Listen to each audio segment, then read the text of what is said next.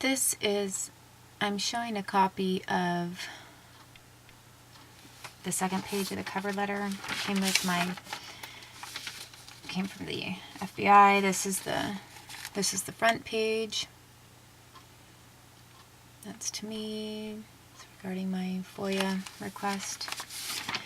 The second page states, after the signature by David M. Hardy, this fourth section says, a record which may be responsive to your FOIA request was destroyed on December 3rd, 1977. So that is just to show that I'm not making this up. And I did take a photo of it and I uploaded it on my blog, but I wanted to have it on video as well.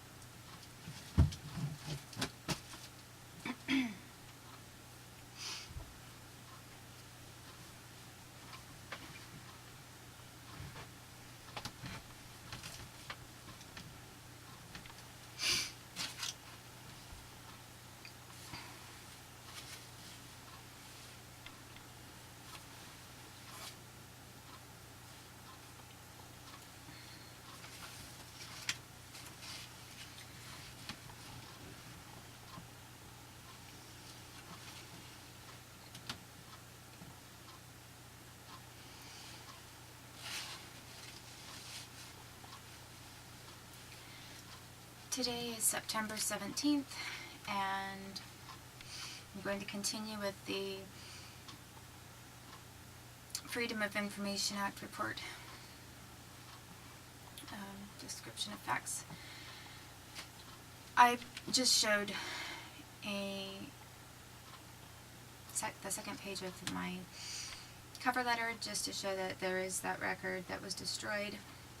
The Senate hearings for MKUltra were held August 3rd of 1977, and then this record regarding my person was destroyed December 3rd, 1977, which was 4 months after the hearings on MKUltra. They never quit the program. My parents are part of it. I'm part of it. They forced my son to be part of it. They kidnapped him from me because of it. When I went to Canada, I didn't realize that Canada and the United Kingdom are also part of the MKUltra program. So they never quit what they were doing. There was never a time that the United States quit the program. So if they called it by a different name, I really would have no idea what that name is. But it's ongoing. And I feel somewhat reluctant to talk about all the different things that have happened in the forms of torture, because I feel that I'm doing some other work for them and I'm documenting things that some of these people want documented. And yet I have no other way of trying to free myself and have my son returned to me without gaining some kind of credibility as to my state of mind and that I'm okay.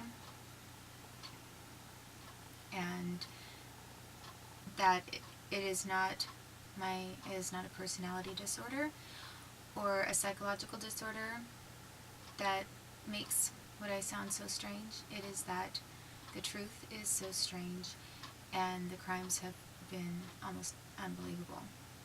So, and very hard for me to accept as well. So I would understand if other people have a hard time initially believing it.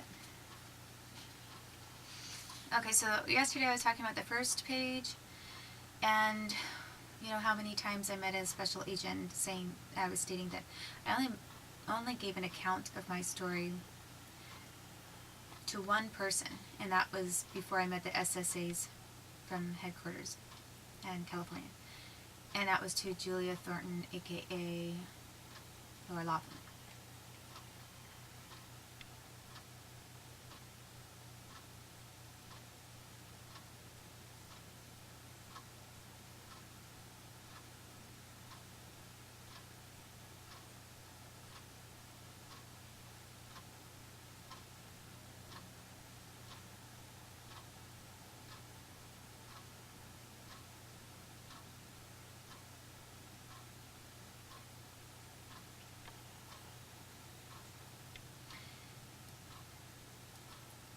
This is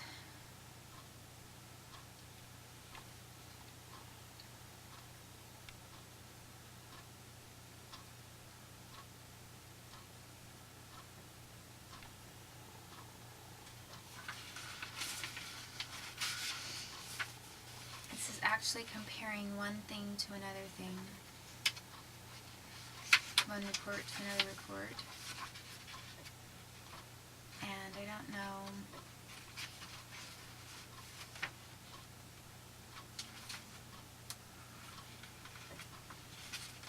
what the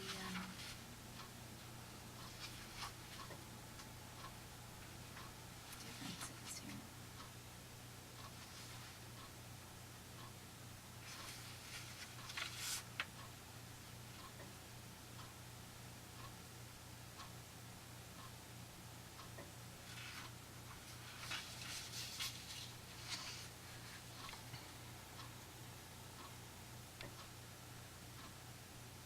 I think I'm sorry that I'm stalling here. What I was looking at is that it says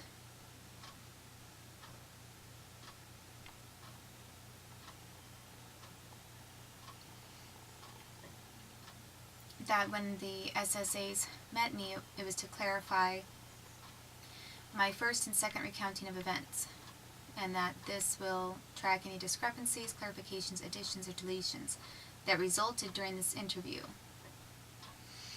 So actually they don't give me very much of what happened, because it says Garrett provided the following information, and then the first thing that they note is paragraph 1 remains unchanged.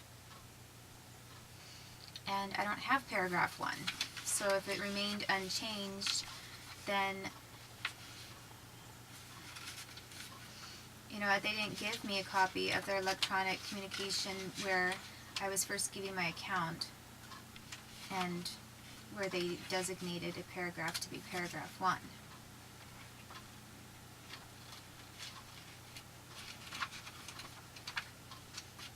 To my knowledge, let me look real quick.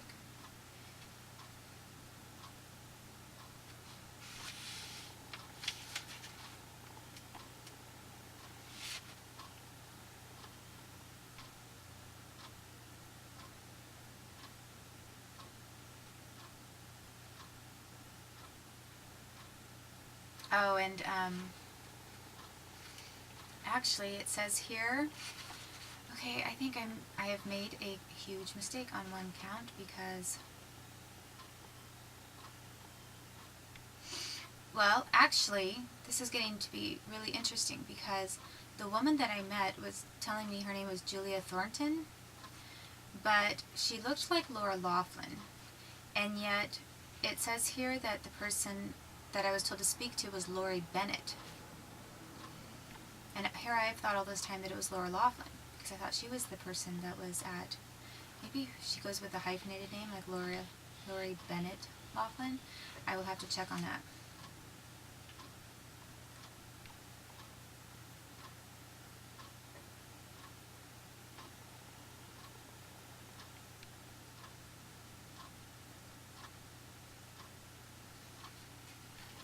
Well,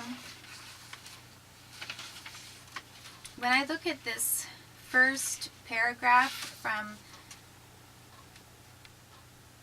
a report, something that I wrote, it has nothing to do with what this other thing is that the SSAs from headquarters and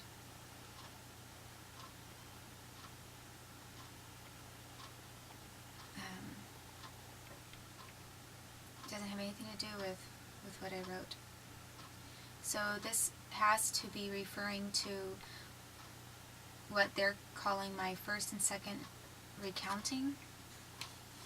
And the thing is I only had there's one time that I talked to them, and they're not giving me the information to show whether or not they wrote that and documented that correctly. So paragraph 1 remaining unchanged, I have no idea if that's even a correct paragraph, because they're only bringing up things that they're claiming have changed. In paragraph 2, they basically make me sound kind of crazy, because it says, Garrett stated she asked to speak with SSA in person because she was not sure if her phone had ever been tapped, and she wanted to see her eyes and body languages. Garrett provided the information. Which sounds halfway normal, but they're sort of trying to make me sound like I'm paranoid. Paragraph 3 remains unchanged. And again, I have no idea what they're referring to. And then in paragraph 4, it says Garrett stated that this SA actually went to the 10th floor with her, and at some point during the conversation, he asked her if she would like to meet for coffee. He asked me if we wanted to meet for coffee in the elevator, as far as I remember. And he did go to the 10th floor, and once I was out, he didn't wait for me out there. I could hear him in the elevator still, and the elevator doors didn't close until I had knocked or rang the doorbell for the judge. And the judge chambers that I was going to referred Judge Robert Jones, and it was to file a complaint against judges for anti-competition and monopoly. And my travel was obstructed after that. So there were already people that didn't want me to pursue the lawsuits I had. And then I had this one against federal employees that they did not want me to pursue. In paragraph 5, the Starbucks meeting, let me see if they were referring to my written report in any way at all.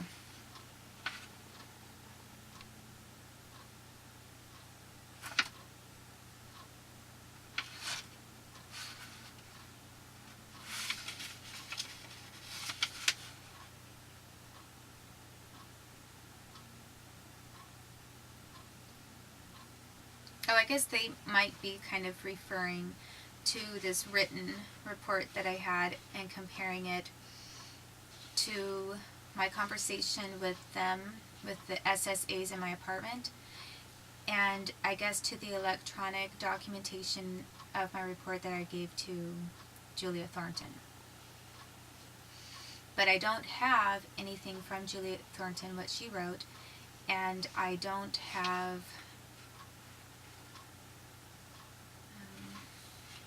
yeah, okay. So then it says, in paragraph 5, Garrett stated that the SA told her he was an undercover agent working...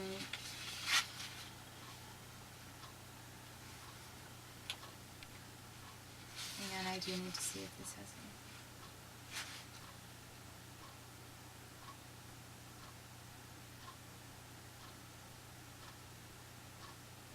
okay, was an undercover agent working Colombian / Mexican drug cartels, but he did not make any reference to the Portland area. I feel that that's an incorrect statement, because I never once said anything about Colombia. So just because somebody might be working with Mexican drug cartels doesn't necessarily include the fact that they could be working with Colombian drug cartels. I mean, you could be working with a group of people that are like small group dealers and have never met anybody from Colombia. So why they wanted to include this Colombian detail is really beyond me, because nobody ever said anything to me about Colombia.